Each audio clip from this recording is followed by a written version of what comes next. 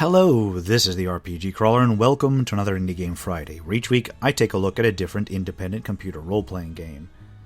This week I'm taking a look at a roguelike from a couple years back, with a rather unique method of character advancement. Developed and published by Kitsune Games, MidBoss was released on May of 2017. MidBoss is a roguelike with an isometric overhead view. It has the usual procedurally generated level design and randomized item sort of draw, but in MidBoss you gain powers not from a class, but by possessing various other monsters in the dungeon and learning their skills, eventually being able to add them to your own. In terms of plot, you are an imp in a dungeon, housed on the level with the weakest monsters, mostly bats and rats. After being harassed by some other minions for this, a spirit called Mid convinces you to use your ability to possess other creatures to fight your way up the food chain and eventually to become the new main boss. When you start a new game, you are given a choice between 4 main modes. There's a hardcore mode that is a classic permadeath roguelike experience, a 1-up mode that gives a few extra lives before the game ends, narrative mode that allows you to continue whenever to just proceed throughout the game, and finally a custom mode that allows you to define various aspects of play, including a level randomizer seed, the level size, room tile size, experience multiplier, extra lives, item drop rate, and more. You can then select the game length, which modifies the rate at which things show up and how long it takes to earn your levels. If you've already played the game and lost a character, you can select a grave good at this point from one of your character cards, but more on that later. Once you're in the game, you're dropped directly into the intro cutscene and onto the main map. The interface is dominated by an isometric tile-based view of the world. Messages appear to the upper left, the top of the screen displays your usable skills. To the upper right, there's a mini-map. Along the right-hand side, there's a turn order which displays which enemy nearby will act in relation to your main character. Below this is Mid's icon, which you can click on for help. At the bottom of the screen are your health, stamina, and mana bars, which are used for various skills that you unlock during play. Finally, in the lower left, you have your various menu icons and your current level and status. The first of the menus is your main imp's stats, where you can spend your stat points that you've earned on level up, as well as review your current ability scores and more. There are 4 primary statistics, which are then modified for other ability scores. Violence covers maximum damage from abilities. Cruelty adjusts criticals and minimum damage. Adamancy governs defenses, and Relentlessness adjusts your hit points, mana, and stamina. At each level, you gain some stat points that can be used to increase these 4 basic stats. Under these, your other statistics and derived abilities are listed. First is your level, with experience, as well as what you need to get to the next level and how many stat points you have to spend. This is followed by your current form, how many form points you have in that form, and what you need for the next level of that form, as well as what turn it is. The next column shows your physical stats, which can vary based on the form that you're in. It shows your size, your speed, your base damage, your critical rate, your accuracy rate, your evasion and stealth chance, and then your physical and magical damage resistance. The final column shows your various derived stats. Each of your main abilities divides into 2 or more derived stats. Violence becomes strength and sorcery, cruelty becomes precision and affliction, adamancy becomes toughness and resistance, and relentlessness becomes constitution, endurance, and spirit. Each form modifies each of these derived stats in a different manner, meaning that a particular form may benefit particular stat builds much more than another one might. Next is the form stats. This lets you examine each of your forms. Each of your forms has a type, a size, modifiers to your basic stats, known abilities, and then equipped abilities. You unlock more abilities as you level a form up, and some may allow for more abilities than you can equip, which will allow you to switch out the equipped abilities for that form. After that is the inventory. You have a limited number of inventory slots to store gear. At the bottom, it attracts cratefish that you've liberated by breaking boxes, and balls of yarn that function as the game's currency. Above this, you can equip gear into 6 slots, a main hand, an offhand, 2 accessories, a set of armor, and boots. As you master forms, you can also equip forms in addition to the one that you're currently in, which gives you access to their unlocked and equipped abilities, and allows you to get the benefit of either form's modifier in a particular stat if it's higher than the form that you're in. The imp can equip more forms than the forms he is possessing, so he can actually equip more than if you're possessing something else. The final icon toggles item display, which highlights items on the ground. As far as play goes, it's roughly turn-based, but based on speed, so if you're in a slow form, enemies may get more than one turn for each one that you take. You can move one square in any of the 8 directions, or use skills during each turn. If you attempt to move into a square occupied by an enemy or a piece of furniture, you will attack it, damaging enemies and breaking furniture, or opening chests if there's just a chest there.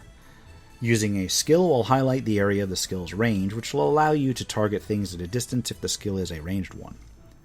The imp, the main form that you'll use throughout the game, is how you gain most of your abilities. It starts with the ability to possess an enemy. You do this by using the skill Possess on that particular enemy and then slaying it. Once the enemy is killed, you will heal the enemy up, and then it becomes your new body. I should note that while the body is healed, it is not actually cured of any of afflictions that you may have inflicted upon it.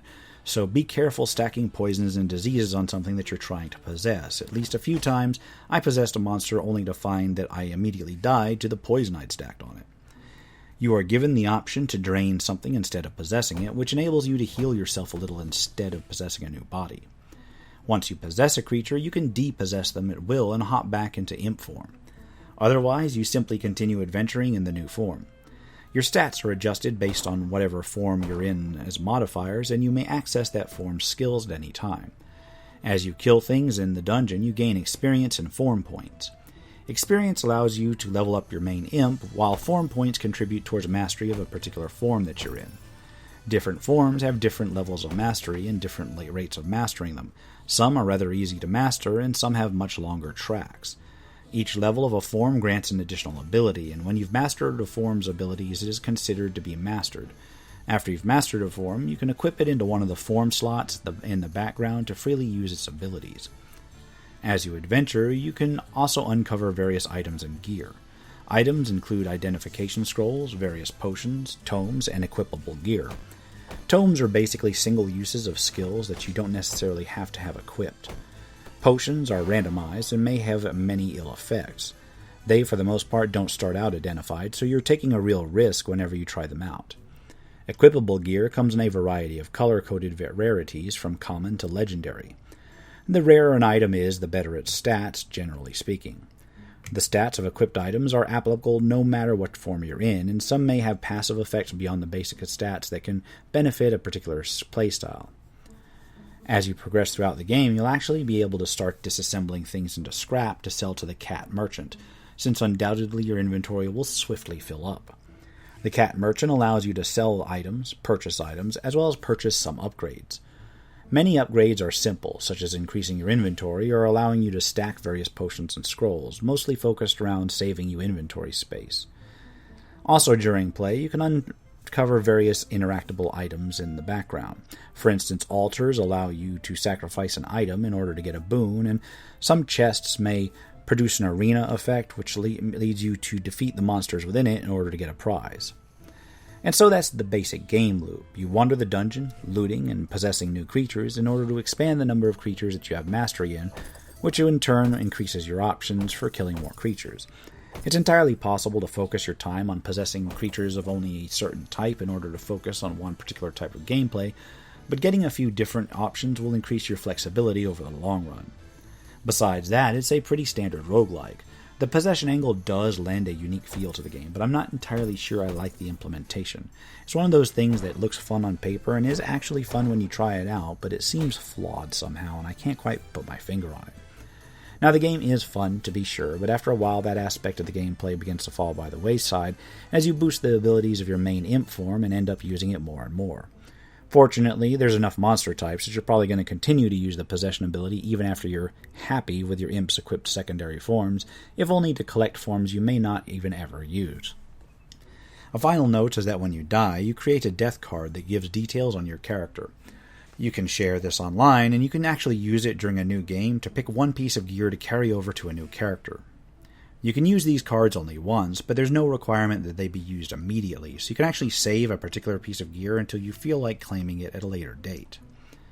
In terms of graphics, it uses a pixel art style that seems to be pretty well done. Not at all truly retro, but pixel-based nonetheless. It does give the game a bit of a unique look. The music is pretty outstanding as well, with what appears to be a string synth feel, I think. I honestly enjoyed the background music probably a little bit more than I should, and that's rare for a roguelike.